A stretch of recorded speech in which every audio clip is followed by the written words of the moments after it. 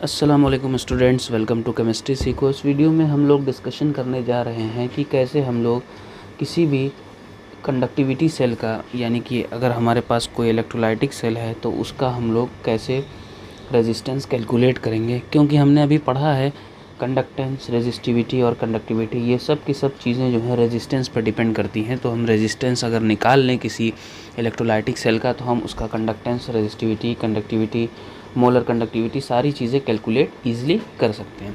ठीक है, तो ऐसा करने के लिए हम लोग इस्तेमाल करते हैं एक बहुत इम्पॉर्टेंट apparatus को, जिसका नाम है व्हीटस्टोन ब्रिज।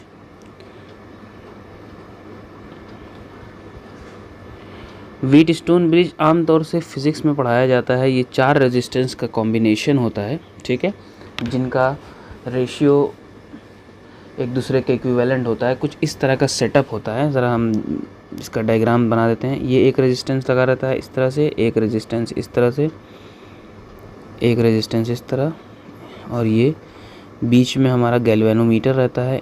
इस गैल्वेनोमीटर में कोई भी डिफ्लेक्शन नहीं दिखता है, क्योंकि ये सारे के सारे जब इक्विवेलेंट फ्रैक्शन में आ जाते हैं तो ऐसा होता है। ठीक है, इसको हम कनेक्ट करते हैं एक पावर सोर्स से। यहाँ स्विच लगा लेते हैं और यहाँ पर हम एक डीसी पावर सोर्स से कनेक्ट कर देते हैं।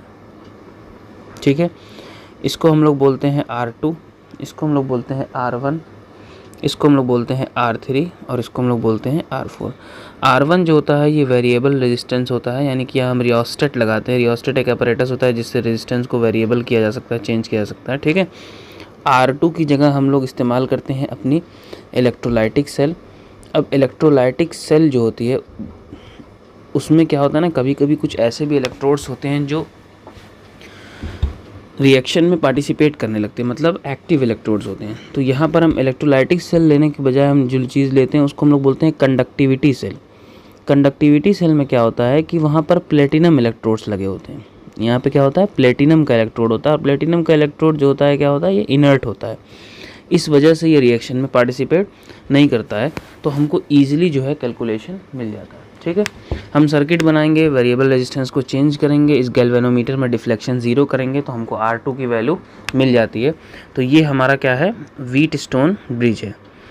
व्हीटस्टोन ब्रिज से हमको ये कैलकुलेशन मिलती है कि R1 का रेशियो R2 से, ठीक है, इक्वल होता है R3 के रेशियो R4 से, यानी एक दूसरे के ये इक्विवेलेंट हो जाते हैं।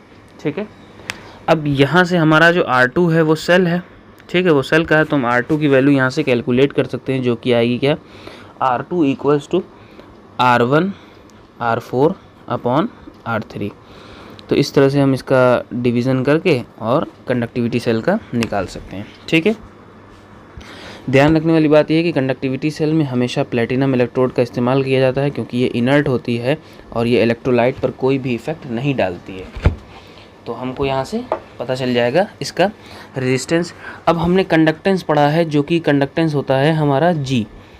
ठीक है, किसी भी सेल के लिए G उसका कंडक्टेंस होता है। तो यहाँ से हम कंडक्टेंस क्या निकाल सकते हैं, 1/R2, जैसा हमने पहले भी पढ़ा कि रेसिप्रोकल होता है रेजिस्टेंस का।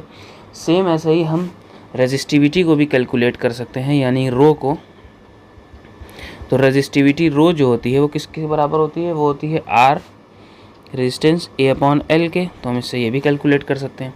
साथ ही साथ हम इससे जो है कंडक्टिविटी यानी कप्पा भी कैलकुलेट, स्पेसिफिक कंडक्टेंस भी कैलकुलेट कर सकते हैं। तो कप्पा इज इक्वल्स टू क्या होता था, 1/R2 इंटू L/A, यानी कंडक्टेंस इंटू सेल कांस्टेंट। तो यहाँ पे ये वैल्यूज़ होती हैं, 1/R2 हम वैल्यू रख के कैलकुलेट कर सकते हैं। इसी तरह मोलर कंडक्टेंस भी कैलकुलेट कर सकते हैं। मोलर कंडक्टेंस जो होता है लैम्डा m होता है kappa multiplied by 1000 upon molarity. तो जब यहाँ से हमको कप्पा की वैल्यू मिल गई तो इस वैल्यू को यहाँ पुट कर देंगे, तो इससे हम मोलर कंडक्टेंस भी किसी भी इलेक्ट्रोलाइट का निकाल सकते हैं।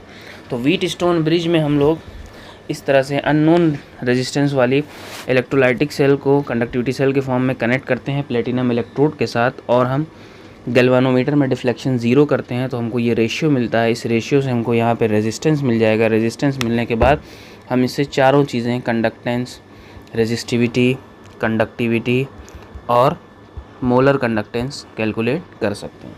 ठीक है, तो इस वीडियो में बस इतना ही। अगर कोई क्वेश्चन हो, कोई डाउट हो तो कमेंट सेक्शन का ज़रूर यूज़ कीजिएगा। Thank you.